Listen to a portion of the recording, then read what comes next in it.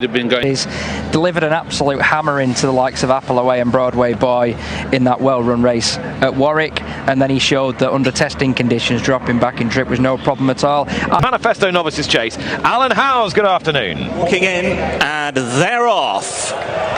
Action underway here at Aintree 2024 with the Close Brothers Manifesto Novices Chase heading down towards the first of their 16 fences, and Ginny's Destiny led them over. Presto by Colonel Harry as they race on towards fence number 2. Close up behind is Blow Your Wad with the noseband. They're a few lengths in clear from Grey Dawning, just in ahead of Etait Temps as they come to take fence number 2. All safely over, slightly slow jump there perhaps from Etait Temps, who's going up in trip today to the 2.5 miles. Now to the open ditch, Ginny's Destiny led them over from Colonel Harry. Lads in second place under Gavin Sheehan. Blow Your Wad a little wider out under Stan Shepherd, the Pendle Chase winner from last time. Then Grey Dawning coming to take the last on this back straight line of fences for the first time. Still held up last of the 5, Etait Temps under Paul Townend. Heading down the side of the course then, and towards the cross fence at number 5. And it's Ginny's Destiny looking to turn around the Cheltenham running with Grey Dawning, who's out in front, shows the way from Colonel Harry, Touted Novice Chase winner from earlier on in the season. Leader having a good look at the cross fence. Over safely, Ginny's Destiny. From Colonel Harry, length and a half away to Blow Your Wad, who's towards the outside of Grey Dawning and Harry Skelton. And then came Etait Temps, third in the Arkle last time, with that rising journey today. Into the home straight, 3 fences in front of them here. And fence number 6 is a plain one. Ginny's Destiny put in a good lead there. Landed out in front, a length and a half to Colonel Harry in second. Grey Dawning against the running rail, sharing third with Blow Your Wad. And then Etait Temps, another open ditch for these runners now. Another fine jump from the leader, Ginny's Destiny. Length or so in front to Colonel Harry and Grey Dawning.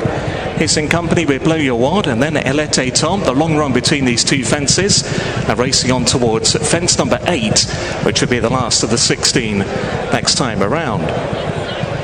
Ginny's Destiny trying to make all the running, but once again rise ahead there. From Colonel Harry, pops over in second place. Grey Dawning to the inside of Blow Your Wad, and a further 2 lengths back to Etait Temps with 1 lap to go in the 15th running of the Close Brothers Manifesto Novices Steeplechase. On the bend then that takes them out into the country, past the Pax enclosures here on opening day at Aintree, and it's Ginny's Destiny who still goes along with the advantage. To Colonel Harry, Grey Dawning to the inside in third, another 3 parts of a length away to Blow Your Wad, and no move yet from Etait Temps, who remains the back marker of the 5.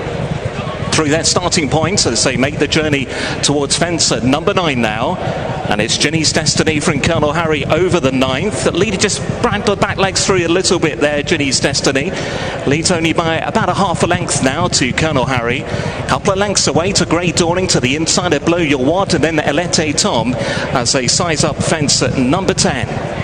Ginny's Destiny still with the lead there, jumped better than the previous obstacle. From Colonel Harry to the outside in dark blue and maroon. Then Grey Dawning still to the inside. Blow Your Wad from Etait Temps, and now they get over another open ditch. Good jump there from Grey Dawning just in behind the leader, which remains Ginny's Destiny racing towards the final fence over on the back straight. This is number 12.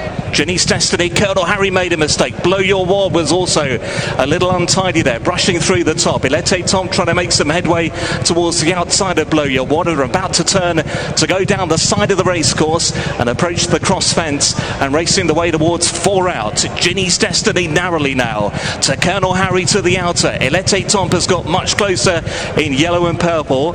To his inside then Grey Dawning, and then came Blow Your Wad, who again made a slight mistake just before the turn towards home now. Ginny's Destiny in front by a half a length only to Colonel Harry. Grey Dawning is waiting just in behind along with Etait Temps, and then Blow Your Wad is trying to stick on in there but is under pressure. They're racing their way towards 3 out in a tightly grouped field. Ginny's Destiny joined on either side. Colonel Harry, the grey on the inside. Grey Dawning a little bit tightened up for room there as they head the way towards 2 out. Etait Temps has come there seemingly going well in second place, but it's Ginny's Destiny who will lead them at the final open ditch. 2 out from Etait Temps. top. Grey Dawning pushed along back in third. They're leaving behind Colonel Harry and Blow Your Wad. They're racing their way down towards the final fence. Etait Temps serves it up to Ginny's Destiny, and Etait Temps under Paul Townend went on up in trip today and is moving right away from Ginny's Destiny and Grey Dawning. The final fence, Etait Temps, he's over safely. He's clear by 4 lengths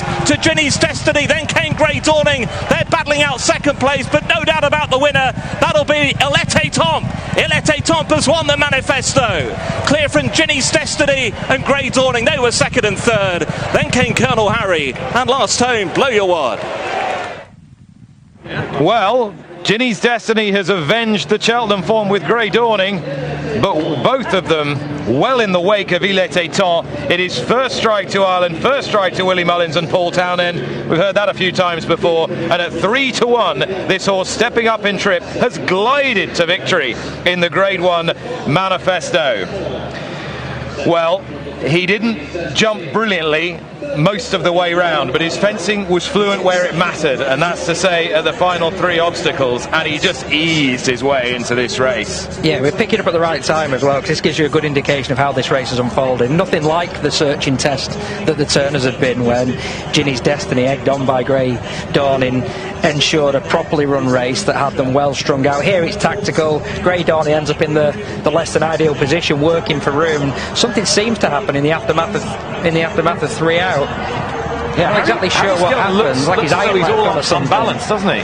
And he was the horse stepping up in trip, and all the talk in the lead-up has been this is going to be a real war of attrition, heavy rain in the lead-up to it. This hasn't looked visually like a really testing ground race. It's been won for me by the horse with the superior pace.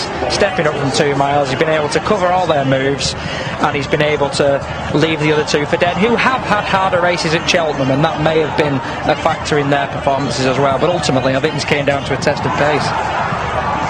Yeah, the jockeys were pretty circumspect, probably sensibly in the conditions. We'll get a time through in just a few moments' time, Martin. Yeah, but the small field size and relatively tactical nature of the race does seem to have played to Etait Temps' strengths to a large extent, and it's also meant that despite some iffy jumping early on in the race, he never got on the back foot in the way that he did in the Arkle at Cheltenham.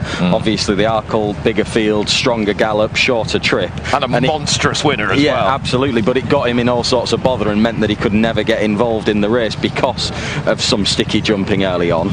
Today he was still just as deliberate early. He was making novice errors really over 3 of the first 5 fences, but he never lost touch with the race because they were going that step slower, and he was able to keep touch and stay on the bridle between fences as a result of that. So he was always in his comfort zone, and essentially he's kind of outclassed them, I suppose, in a race that was relatively tactical in nature over this sort of distance. Physically, he's just a completely different type of horse, isn't he? He's a handier type. They're 2 big imposing chasing sorts in his wake, and in a race that has just become something of a sprint from 3 out. He's not finishing here, is he? Like, talk of Red Marauders year, where 2 finished in the Grand National a distance apart. I mean, clearly that's been blown out of the water just by race 1, unless we get more heavy rain between now and then, because he's not come up the running like this is heavy side of heavy. The track has obviously taken the rain extremely well, hasn't it, to even just visually look in that condition that we've had this afternoon. But Townend was back on for the first time as well since this horse's chase debut at Thurles. I mean, maybe it doesn't solidify it completely, because I think you'd have doubts about whether the 2nd and 3rd have performed. Look at the distance Colonel Harry was behind them compared to at Cheltenham as an example of that. But Gaelic Warrior, I mean, if he needed another notch, he's just had it to confirm himself as the standout novice chaser this season. This is going to be, again, a huge 3 days for this trainer. I mean, it sounds so obvious, but those who felt